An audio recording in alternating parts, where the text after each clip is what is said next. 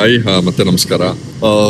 Toxic ಮೂವಿನ ನೋಡ್ಕೊಂಡ್ ಬಂದೆ. First of was amazing, ಬೆಂಕಿ ಆಗಿದೆ. ಯಶ್ ಅಷ್ಟೇ ಅಲ್ಲ, ಎಲ್ಲಾ ಕ್ಯಾರೆಕ್ಟರ್ಗಳಿಗೂ ತುಂಬಾ ಇಂಪಾರ್ಟೆನ್ಸ್ ಕೊಟ್ಟಿದ್ದಾರೆ. ಅಂಡ್ ಆಕ್ಟಿಂಗ್ ಲೆವೆಲ್ ಅದ್ಭುತವಾಗಿದೆ. ಸಿಸ್ಟರ್ ಸೆಂಟಿಮೆಂಟ್ ಹೇಳ್ಬೇಕು ಅಂದ್ರೆ ತುಂಬಾ ಚೆನ್ನಾಗಿ ತೋರಿಸಿದ್ದಾರೆ. ಅಕ್ಕಂದಿರೋ, ತಂಗಿದಿರೋ, ನಮಗೆ ತಾಯಿಯ ಇನ್ನೊಂದು ಅಂಶ ಅಂತ ನಾವೆಲ್ಲ ತಿಳ್ಕೊಂಡಿದೀವಿ ಅಲ್ವಾ ಫ್ಯಾಮಿಲಿಯಲ್ಲಿ. ಸೊ ಅದೊಂದು ಎಲಿಮೆಂಟ್ ತುಂಬಾ ಚೆನ್ನಾಗಿ ತೋರಿಸಿದ್ದಾರೆ.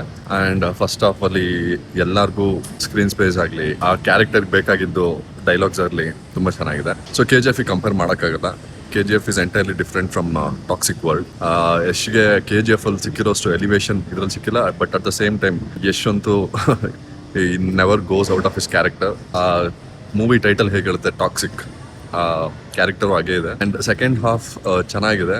ಬಟ್ ನನಗೆ ಒಂದ್ ಹೇಳ್ಬೇಕು ಅಂದ್ರೆ ಕ್ಲೈಮ್ಯಾಕ್ಸ್ ಅಲ್ಲಿ ಒಂದು ಕ್ಯಾರೆಕ್ಟರ್ ಬರುತ್ತೆ. ಅಂಡ್ ಅದು ನನಗೆ ಅಷ್ಟು ಕನ್ವಿನ್ಸಿಂಗ್ ಅನ್ನಿಸ್ಲಿಲ್ಲ. ಅದ್ ಬಿಟ್ಟು ಇಟ್ಸ್ ಅ ವಂಡರ್ಫುಲ್ ಮೂವಿ.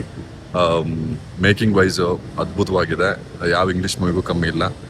ಅದ್ರ ಜೊತೆಗೆ ಮ್ಯೂಸಿಕ್, ಬ್ಯಾಕ್ ಗ್ರೌಂಡ್ ಮ್ಯೂಸಿಕ್ ತುಂಬಾ ಚೆನ್ನಾಗಿದೆ. ಸೊ ಅಗೇನ್ ನೀವು KGF ಕಂಪೇರ್ ಮಾಡಕ್ ಹೋದ್ರೆ you might find it slightly low. But ಈ ಟಾಕ್ಸಿಕ್ ಬೇಕಾಗಿದ್ದು ಬ್ಯಾಕ್ ಗ್ರೌಂಡ್ ಮ್ಯೂಸಿಕ್ ಆಗಲಿ, ಕ್ಯಾರೆಕ್ಟರ್ಸ್ ಆಗಲಿ, ಮೂವಿ ಸ್ಕ್ರೀನ್ ಪ್ಲೇಗೋಸ್ಕರ ಬೇಕಾಗಿದ್ದು ಎಲ್ಲ ಅಂಶಗಳು ಇದೆ. ಅದ್ರ ಜೊತೆಗೆ ನಾನು ಹೇಳೋದು ಒಂದೇ, ಕನ್ನಡ ಸಿನಿಮಾ ನೀವು ಯಾವುದೇ ಹೀರೋಗಳನ್ನ ಫ್ಯಾನ್ ಆಗಿರಲಿ, ಕನ್ನಡದಿಂದ ಅವರು ಹೀರೋಗಳಾಗಿರೋದು. ಹಾಗಾಗಿ ಕನ್ನಡ ಸಿನಿಮಾ ಬೆಳೆಸೋಣ. ಆ ಕನ್ನಡ ಸಿನಿಮಾ ಬೆಳೆಸೋಣ ಅಂತ ನಿಮ್ಮ ಮನಸ್ಸಲ್ಲಿದ್ರೆ ಬಂದು ಮೂವಿ ನೋಡಿ, ಇಷ್ಟಪಡ್ತೀರಾ. KGF ಕಂಪೇರ್ ಮಾಡಬೇಡಿ. ಇದು toxic Duniya is again extremely and entirely different from KGF. ನನಗಿಷ್ಟ ಆಯಿತು. Out of 10 I would rate 7. ಅದನ್ನ ಬಿಟ್ಟು ಹೇಳಿದ್ನಲ್ಲ, ಏನಕ್ಕೆ 7 ಅಂದರೆ ಆ ಕ್ಲೈಮ್ಯಾಕ್ಸ್ ಎಲಿಮೆಂಟ್ ಇದೆಯಲ್ಲ, ಆ ಒಂದು ಕ್ಯಾರೆಕ್ಟರ್ ತಂದಿದ್ದು ಅಷ್ಟು ಕನ್ವಿನ್ಸಿಂಗ್ ಅನ್ನಿಸ್ಲಿಲ್ಲ. ಬಟ್ ಅದರ್ ದೆನ್ ದಟ್ ಟಾಕ್ಸಿಕ್ಕಿಗೆ ಏನು ಬೇಕಾಗಿತ್ತು ಅದೆಲ್ಲ ಈ ಮೂವಿಯಲ್ಲಿದೆ. ಬಂದು ನೋಡಿ, ನಿಮ್ಮ ಒಂದು ವ್ಯೂಸ್ನ ತಿಳಿಸಿ.